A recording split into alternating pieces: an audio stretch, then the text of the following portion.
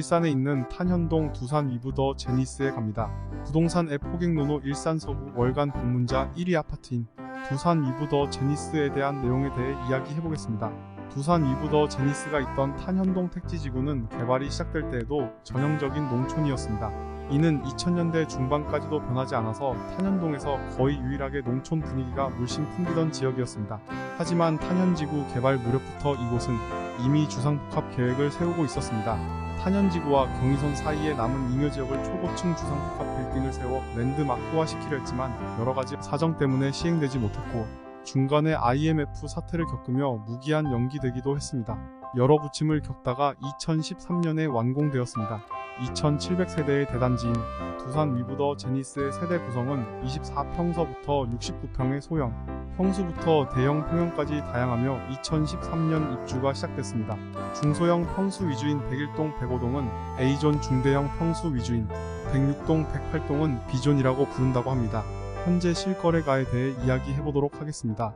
24평형은 2023년 5건 거래되었으며 최근 실거래 기준 평균가는 4억 5,200만원입니다. 2013년 분양가가 1,300만원 초반이었고 3억 초반부터 3억 후반으로 잡고 평균 3억 5천으로 가정한다면 24평은 분양가 대비 29% 정도 상승한 상태입니다. 특이하게도 소형 평수 선호 추세에 따라 얼마 되지 않은 24평형 물량 쏠림이 심하며 매물은 나오는 족족 빠진다고 합니다. 실제로 2700세대 중 24평형은 564세대 전체 세대 대비 20%에 불과합니다. 세대 물량 자체가 적은 데다가 선호도가 높아 매물이 없을 수밖에 없습니다. 특히 소형 평수 24평 세대 중 101동 7호 라인과 103동 2호 라인은 일산 쪽과 파주 쪽 조망권을 모두 가지는 프리미엄 라인이라 통풍과 채광이 좋으며 시세도 동일 평수 대비 다른 라인과 차이를 보인다고 합니다. 특히 이들 101동 7호 라인과 103동 2호 라인 중 조망권이 좋은 30층 이상 고층 세대는 부동산에 미리 전화해서 물량 나오면 연락 달라는 대기 수요가 적지 않을 정도의 프리미엄이 붙고 있다는 내부 커뮤니티의 이야기입니다. 39평형의 경우 2023년 이후 2건의 거래가 있으며 최근 실거래가는 5억 6천만원입니다. 분양가는 6억 중반에서 7억 초반입니다. 평균 분양가를 6억 8천으로 산정한다면 약 18% 하락한 상태입니다. 49평의 경우 2023년 이후 3건 거래되었고 실거래 평균 가격은 6억 9,500만원입니다. 분양가는 7억 초반에서 9억 초반까지 다양합니다. 평균 8억 5천만원으로 계산하여 보면 약 18% 하락했다고 보여집니다. 59평의 경우 2023년 이후 거래 건수는 2건이며 평균 실거래가는 7억 5,700만원입니다. 분양가가 9억 초반에서 11억 초반으로 평균 분양가 10억으로 산정하여 계산하면 약 24% 하락한 상태입니다. 마지막으로 69평의 경우 2023년 이후 1건 거래되었습니다. 평균 실거래가는 8억 8천만원입니다. 분양가는 11억에서 13억까지 다양했고 평균 분양가를 12억으로 산정하면 27% 하락 상태입니다. 앞서 이야기한 24평형을 제외하고는 18%부터 24%까지 하락한 단지입니다. 보다시피 경매로 나온 세대도 꽤 많은 아파트입니다. 두산 위브 더 제니스의 경우는 경매권은 다루지 않겠습니다. 경매권의 낙찰 금액이나 급매 금액이나 별 큰 차이가 없는 단지이기 때문입니다. 세대가 많은 만큼 지하 주차장은 지하 5층까지 마련돼 있으며 단지 내에서는 각종 보육시설과 입주민 편의시설이 잘 갖춰져 있습니다. 인터넷 일산 두산 위브 더 제니스의 커뮤니티에서 전해들은 이야기대로 서술해보겠습니다. 두산 위브 더 제니스는 대규모의 각종 피트니스 프로그램이 유명하고 피트니스 센터의 시설도 훌륭하다고 합니다. 참고로 피트니스 센터에는 골프존 스크린 골프시설이 들어와 있는데 일반 골프존 매장의 절반 가격으로 즐길 수 있다고 합니다. 우선 두산 위브 더 제니스의 장점에 대해 이야기해보겠습니다. 최고 59층 높이의 초고층 아파트이다 보니 층마다 일반 쓰레기 배출구와 음식물, 쓰레기 배출구가 2개씩 마련되어 있어 엘리베이터를 타고 내려가 쓰레기를 버리러 가지 않아도 되는 큰 장점이 있습니다. 최근에 지어지는 고층 아파트에는 이와 같이 층마다 쓰레기 배출구를 갖추는 추세지만 음식물과 일반 쓰레기 배출구를 동시에 갖추는 아파트는 많지 않습니다. 왜냐하면 이 설비를 설치하면 시공 비용이 엄청나게 오르기 때문입니다. 제니스의 착공이 2009년이고 설계가 그보다 훨씬 이전에 이루어진 걸 감안하면 꽤 선진화된 시스템을 일찍 도입한 것으로 볼 수 있습니다. 초고층 아파트인 만큼 속도가 빠른 고속 엘리베이터가 설치되어 있는데 한 층에 위치한 집들도 많아서 각 동마다 엘리베이터가 8대에서 10대나 됩니다. 3층에서 33층을 저층 구간, 34층 이상을 고층 구간으로 분류해 각각 4대씩 엘리베이터를 할당하고 있답니다. 저층용 엘리베이터는 34층 이상의 버튼이 아예 존재하지 않고 반대로 고층용 엘리베이터는 34층보다 낮은 층의 버튼이 없습니다. 만약에 배달이나 택배 배달을 오는 배달원 중 제니스에 처음 방문한 경우 1층에서 올라가는 엘리베이터 아무거나 탔다가 잘못 타서 갈아타는 것이 필수 코스가 되고 있다고 합니다. 나머지 2대 중 한 대는 지하 1층, 5층까지 지하 주차장을 오가는 주차장 전용 엘리베이터입니다. 나머지 한 대는 비상용 엘리베이터로 세대 전출입 시 이사용 엘리베이터를 쓰거나 평상시에는 대형견을 키우는 입주민이 이용한다고 합니다. 실거 주민이 블로그에 포스팅한 내용을 서치해서 그 내용을 정리하여 이야기하겠습니다. 가장 마음에 드는 점은 호텔식 커뮤니티 시설이라고 합니다.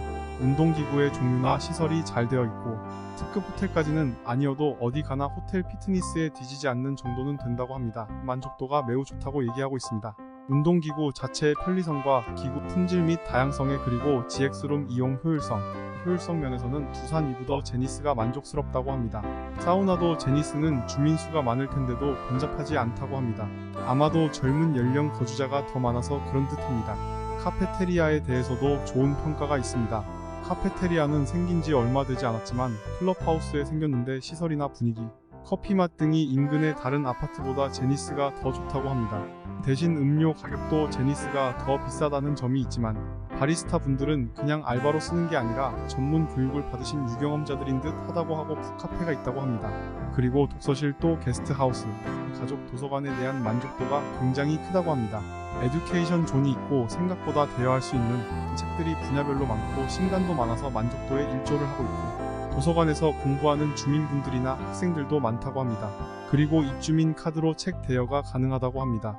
주민 전용 문화센터가 잘 되어 있고 악기, 재테크, 바리스타, 요리, 강의, 심리치료 등 성인 대상 강의부터 초등학생 논술, 영어, 수학 강의, 유아, 영어, 발레까지 알차게 구성되어 있다고 합니다. 이상의 내용은 내부 정보를 이용한 내용이라 변경된 내용이 있으면 댓글 달아주시면 감사드리겠습니다.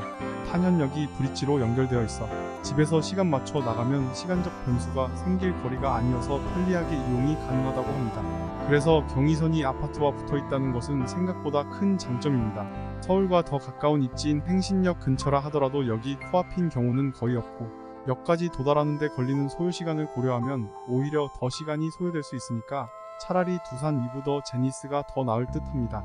그리고 탄현역 바쁜 시간대가 아니면 어지간한 시간대에는 앉아서 나갈 수 있는 장점이 있습니다. 서울에서 나가는데 소요시간은 탄현역에서 홍대 입구까지 30분 남짓이면 도착 가능합니다.